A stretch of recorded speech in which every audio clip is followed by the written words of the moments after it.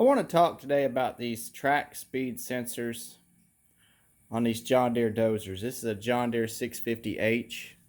Here are the sensors. I had lightning hit this dozer back in July. It's September now. And I worked on it myself. It took me about 2 weeks. And I couldn't find any information on this, and the John Deere dealer, they wouldn't help me at all. They wanted to come down and work on it, and that just wasn't going to happen. But here are the sensors. Here's one that I cut apart. I'll show you that in just a minute. Here on the ass end of the dozer, this is where they go. There's one there. There's one right underneath of there. And there's another one on your hydraulic pump. It's under the floorboard. It's kind of hard to get to, but yeah. What I learned is that these things have to be turned a certain direction. I didn't know this. I'm sure some of you know this, but I didn't know this. And the way I figured this out was I actually cut one apart. See there on the end where it's kind of flat? And there's the flat spot. See? These have to turn parallel with the pump itself. I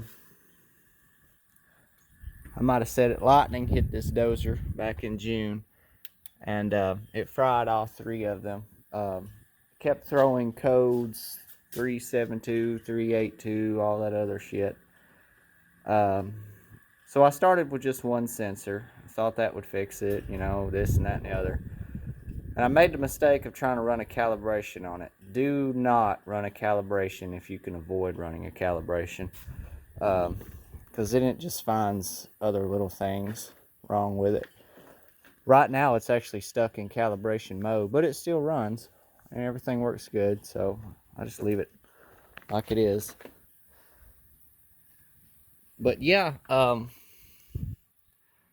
guess if you have any questions about any of this, or if you need any help on it, I can tell you what I learned or what I figured out on my own and got the thing back going.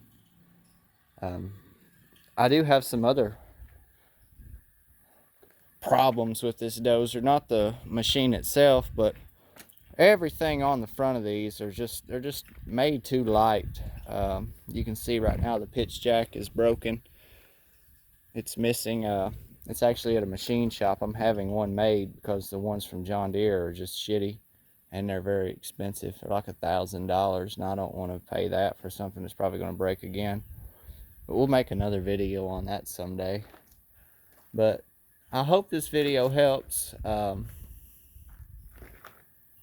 not very good at this kind of stuff. This is the first video I've actually made where I try to explain stuff to you. But if you're out there and you have one of these that's giving you trouble with your track speed sensors and all that, I guess just leave a comment or something and I'll see if I can help you the best way I can. I am not a machine mechanic. I just operate the damn thing.